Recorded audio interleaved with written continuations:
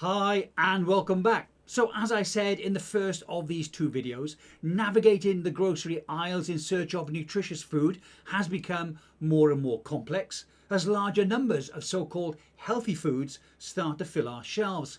Companies often use wording on their product labels and in their marketing to appeal to customers like you and me who are really trying to make healthier choices. You might see claims on labels like low fat, vegan, organic, gluten-free, and even low carb. Unfortunately, just because companies use words like these on their labels, or it's generally thought that these are healthier choices, doesn't mean that these are actually going to be good for you. And there are links in the description below to the studies and the articles I used to put this presentation together. Let's take a look at 5 more foods that may not be as healthy as their marketing claims make them out to be.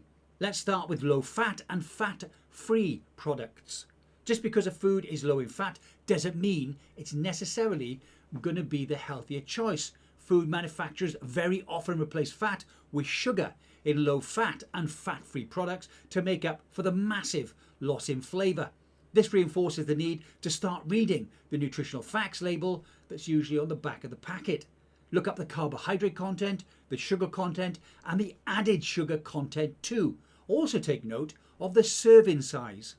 Please don't assume it's always going to be 100 grams. It may be 100 grams, it may be 50, it could be a cup, or it could be a tablespoon. Also, look for a serving size that is stated in a different measurement to the contents. This, in my humble opinion, is done specifically to confuse you. Sticking with fat-free products, they may be less filling than their full-fat versions because fat is a macronutrient that supports the feelings of fullness and makes food more pleasurable to eat. Fats are an essential part of your diet, and eating nutritious, high-fat food can help you reap their benefits. Next on my list is breakfast cereal. These are very high on my list of hated foods. Many people assume that breakfast cereals are the smart way to start the day. However, this isn't necessarily the case. Many breakfast cereals are made with refined grains. They lack filling nutrients like protein and fibre, and can be very high in added sugar too. Even cereals marketed towards adults can be packed full of added sugar. Honey Nut Cheerios, which are strangely marketed as heart healthy, contain 12 grams of added sugar per cup. Eating of cereals like this, high in added sugars, certainly does not promote a healthy heart. Indeed, diets high in added sugar will have the opposite effect. Studies have linked high sugar diets to an increased risk of heart disease and heart disease risk factors like high blood pressure and high triglyceride levels. And number 3, we've got vegetable and seed oils. Our bodies need both omega-3 and omega-6 fats like EPA and DHA.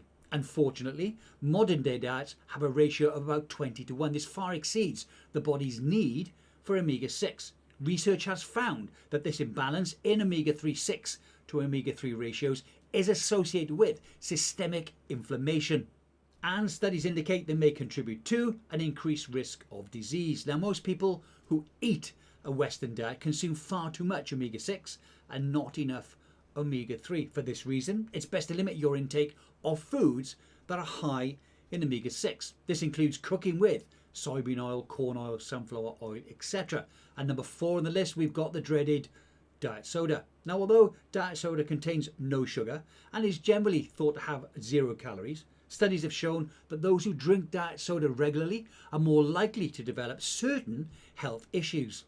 This when compared to those who don't drink diet soda at all. For example, diet soda is also associated with a higher risk of metabolic syndrome, a group of symptoms that include increased belly fat, higher blood sugar, higher blood pressure, and higher blood fat levels. Studies have shown that diet soda may contribute to these health issues by altering our brain's responses to food, increasing the desire for highly palatable foods like calorie-dense sweets.